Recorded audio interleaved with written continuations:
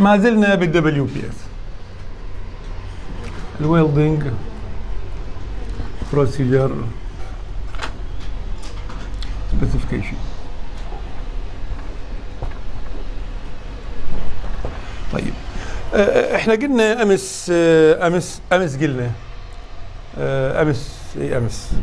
قلنا من عندنا مشروع كامل، عندنا انابيب بال4 انج مثلا وبال3 انج وبال6 انج وبال20 انج وبال24 انج، اقطار مختلفة،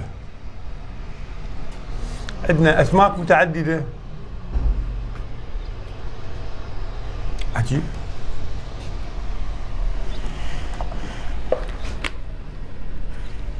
شوف مساحة السبورة اليوم وكسرت شو اسمه، سابق عليها هسه. الثكنس ايضا متغير، 5 مليم، 10 مليم، على سبيل المثال 20 مليم، ممكن حتى 30 مليم، ما نعرف. طيب انواع معادن مختلفة، نوع المعدن مثل ما شرحت البارحة، كربون ستيل، الوي ستيل، ستينلس ستيل، نون فيرس. طيب اوضاع اللحام تختلف، اوضاع اللحام ممكن فيرتيكال، ممكن هوريزونتال، ممكن فلات، ممكن اوفر هيد، ممكن رولد، مسموح التدوير، ممكن ممنوع التدوير، هواية اوضاع. طيب شنو اللي من هاي الاوضاع شلون اشرحها؟ افرغوا لي بس.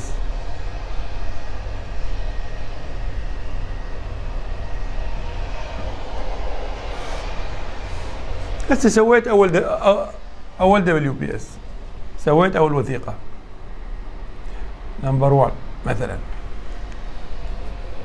خليت بالبيس ميتال كذا، فيلر ميتال كذا، بلا بلا بلا. ها واير اللحام ايضا اذا تغير، سلك اللحام ايضا مثلا 70 18 70 16 60 10 بلا بلا بلا بلا بلا. سويت اول دبليو بي اس، كمل عندي، انتهى الموضوع. طيب جيت اغير نوع المعدن،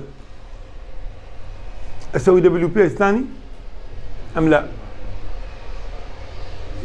جيت اغير السمك، اسوي دبليو بي اس ثاني ام لا؟ جيت اغير القطر، اسوي دبليو بي اس ثاني ام لا؟ يعني انا شنو حتى اغطي المشروع كله بحيث ما يلحم اي جوين الا وانا عندي له خطه جاهزه، ما يلحم اي جوين اذا ما عندي له خطه جاهزه. طيب فلازم احضر كل الدبليو بي اس، قلنا هذا المشروع لازم احضر، قلنا هاي يعني هذا العمل، هاي الدوكيومنتيشن لازم احضرها قبل المباشره باجراء اللحام. طيب شنو اللي يتغير ويجبرني على انه اغير دبليو بي اس، وشنو اللي اذا تغير ما يجبرني على انه اغير دبليو بي اس؟ فعندنا يعني هنا وصلنا الى كلمه اسمها، انا حكيتها امس، اسمها الويلدنج فاريبلز، متغيرات اللحام، اللي هي هذه اللي حكينا عليها، يسموها متغيرات اللحام.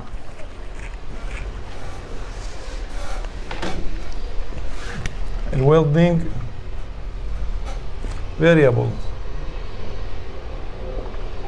متغيرات اللحام. متغيرات اللحام تنقسم قسمين: متغيرات إجبارية ومتغيرات لا إجبارية أو اختيارية، حتى تكون أكثر، متغيرات اختيارية.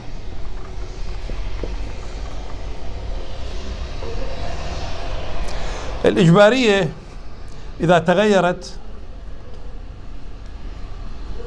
لابد من تغيير الدبليو بي اس، لابد من تغيير الوثيقة.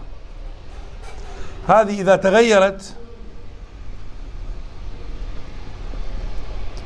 لا داعي لتغيير ال WPS. وهذه تختلف باختلاف طرق اللحام. يعني إذا عندي سماو أو إذا عندي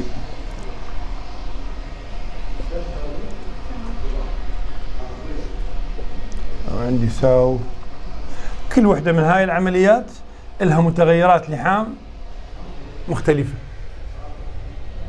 واضح؟ فلهذا أنا لازم أجي أدرسهن كلهن سوا، وحدة وحدة.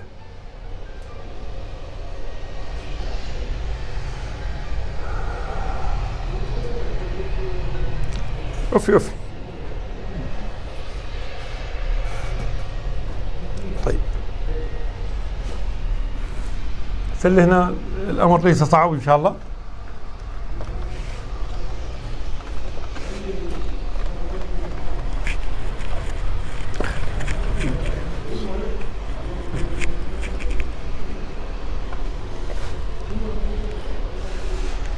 يعني هسه هذا الانجكتر اللي شفتوه برا، الانجكتر اللي شفتوه برا السمك ماله تقريبا ما يجاوز ال 12 مليم باكثر الاحوال، يعني السمك مو كلش.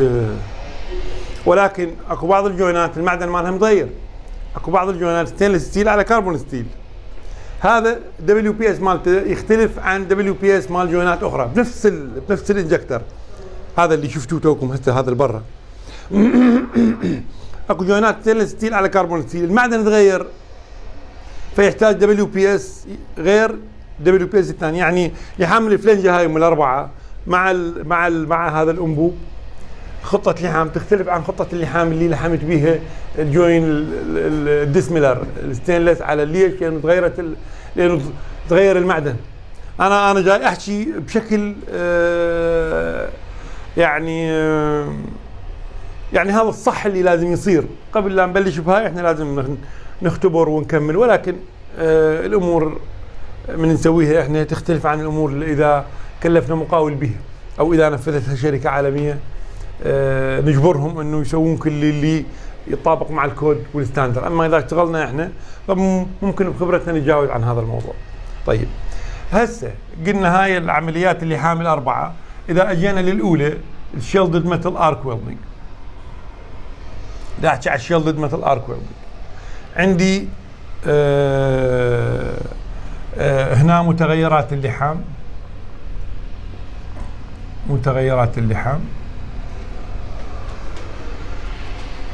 وهنا إجباري أم اختياري.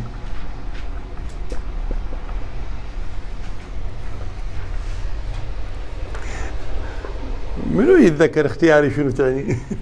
شنو يجرى؟ لا هاي المصلحة قبل كان اكو مصلحة، اكو لها اماكن وقوف خاصة. اذا احنا ما نريد ننزل باماكن الوقوف الخاصة نصيح الاختياري يوقف ننزل. هاي الثمانينات. انطيني الكتاب امينة.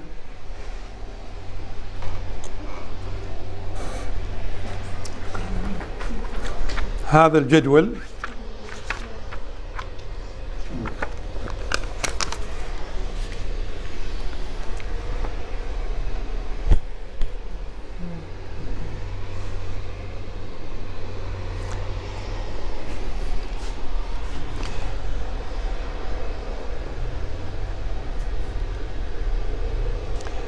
اكو اجباري واكو خلي هسه احنا حتى ما ندخل بهاي السبلمنتري وتعريفها ومشكلتها. طيب تحضير الوصلة، تحضير وصلة اللحام اللي احنا قلنا عليه هذا الشكل.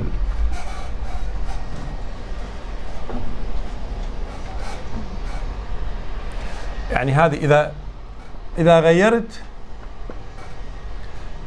تصميم نهايات اللحام. هل اغير WPS ام لا؟ لا، ماكو داعي. واضحه الفكره؟ واضحه الفكره؟ اذا هي هسه اذا غيرت تحضير الحافه، يعني اذا سويته مثلا دبل في،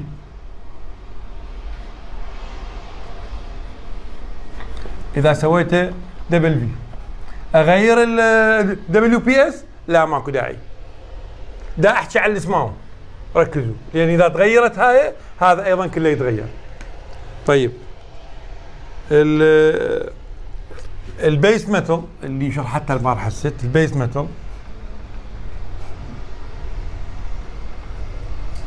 يعني المعدن اللي اريده لحمه، يعني المعدن اللي اريده لحمه، المعدن اللي اريده لحمه اجباري. اذا تغير المعدن لازم اجيب WPS جديد. واضح؟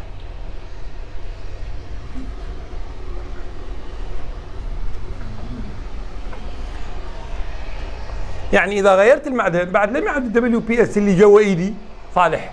يعني اذا سويت WPS المعدن بكربون ستيل، واذا اريد الحم ستينلس ستيل بعد لم يعد اذا اريد الحم ستينلس ستيل بالسماو لم يعد WPS الاول صالح، لازم اسوي WPS ثاني. اذا صار عندي هسه WPSين. اذا اريد الحم نفس البايب بمعدنين مختلفين احتاج 2 WPS، احتاج خطتين للحام. نعم بس كربون ستيل او المعادن، يعني اي مثل 516 على المعدن اي مثل. لا، دا احكي على تغير المعدن بشكل اساسي. يعني اذا كان كربون ستيل احنا نعرف ال 516 كربون ستيل، 516 جريد 70 60 80 كلها كربون ستيل، 515 كربون ستيل، اي 285 كربون ستيل، اي 283 كربون ستيل، اي 179 كربون ستيل، اي 178 كربون ستيل، اي 192 كربون ستيل، اي 106 كربون ستيل، اي 53 كربون ستيل، بلا بلا بلا بلا بلا. فالجريده من الكربون ستيل. ما دام المعدن كربون ستيل ماكو داعي اسوي WPS اخر. اما اذا تغير للالوي ستيل لا، انا مجبر المواصفه تجبرني. هو مو بالكيف مثل ما قلنا ابتداء، المواصفه تجبرني على انه اغير. والمواصفه ايضا مبنيه على المواصفه مبنيه على اصل يعني المواصفات مبنيه على اصل منطقي ريزنبل، منطق. ليش؟ لانه اذا تغير نوع المعدن بعد لم تعد البارامترز الاخرى صالحه للحام هذا المعدن. لازم اسوي لي خطه ثانيه، لازم ادرس الموضوع مجددا. ليش؟ لانه المعدن تغير. واحنا نعرف يعني المعدن تغير، يعني رجل وامراه ما ممكن يعني اخذهم بنفس المقاييس. كل واحد الى ظروفه والى اشتراطاته والى ترتيباته، كل واحد الى خطه للتعامل وياه. فلازم اغير، مو بكيفي، الستاندرد يجبرني. وحتى اذا ما غيرت واجيت الحم بنفس الطريقه راح يفشل اللحام 100%. هو احنا هسه WPS يعني ليست اعداد خطه اللحام هو كافي لاجراء عمليه اللحام بشكل ناجح. لا، هذه خطه اللحام اللي عديناها لازم نختبرها وتنجح بالاختبار. يلا نقول اوكي هذا خطه اللحام صالحه للعمل. هسه راح نجي الموضوع شلون نختبر خطه اللحام. هسه اول شيء خلينا نعرف شلون نكتبها، وخلينا نعرف شلون نغيرها. اوكي طيب اللي بعدها الفيلر ميتال. الفيلر ميتال يعني معدن سلك اللحام. هل هو اجباري ام لا؟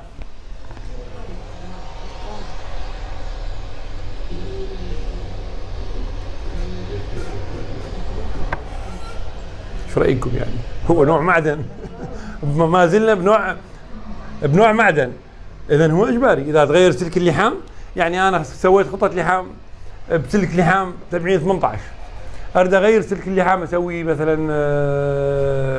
7018 بي 2، اغير خطه اللحام؟ لازم اغير خطه اللحام. على اي اساس تلحم واير متغير على واير يعني الحم نفس المعدن بسلكين لحام مختلفين بنوع المعدن؟ منطق يعني هسه هذا مو شرط ينحفظ. ممكن هذا جدول موجود تقدرون ترجعوا له بسكشن 9 ازمي سكشن 9 صفحه 99 بالكتاب ما تنسي ايضا. اوكي وين المناظر يا امينه؟ شويه كبري الجدول. هسه ما صارت هاي. نعم سوي هيجي. اي ما تريد تكبر الكتاب تسوي هالشكل على الكتاب مو على الشاشه. طيب البري هيت يعني تسخين المعدن قبل اللحام، هذا معنى البري هيت. اوكي تسخين المعدن قبل اللحام هذا البري هيت.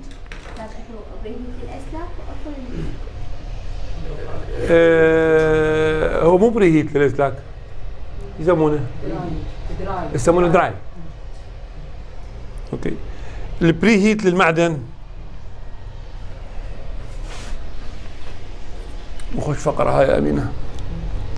البري هيت للمعدن ما جاي اشوف زين. نعم البري هيت لا مو اجباري.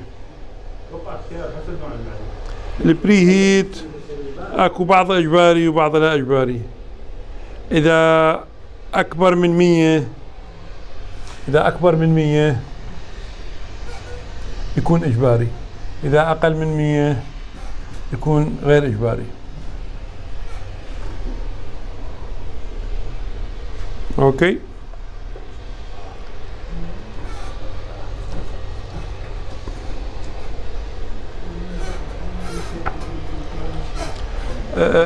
راح امسح هذني حتى اكتب اشياء اخرى.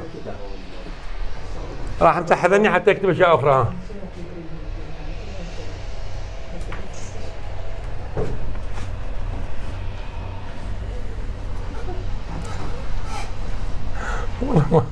والله ما ادري. انا جايبها على كل الوجوه. جايبها على كل الوجوه.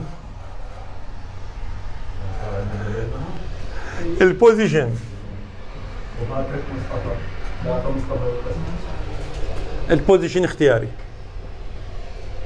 يعني اذا غيرت البوزيشن. هسه راح نجي اشرح لكم او ايمان تشرح لكم. اعتقد خلي نكمل غير وقت لانه ما راح نلحق